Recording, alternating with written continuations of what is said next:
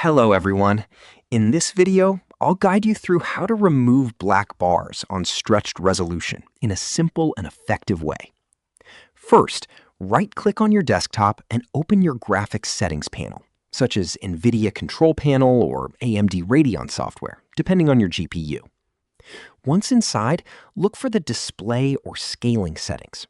Change the scaling mode to full screen instead of aspect ratio or no scaling.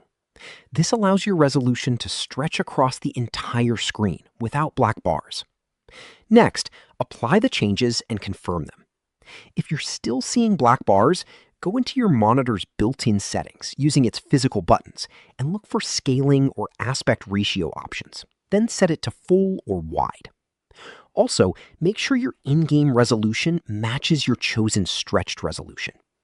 After applying everything, your screen should now fill completely without any black bars. Subscribe to the channel for more videos.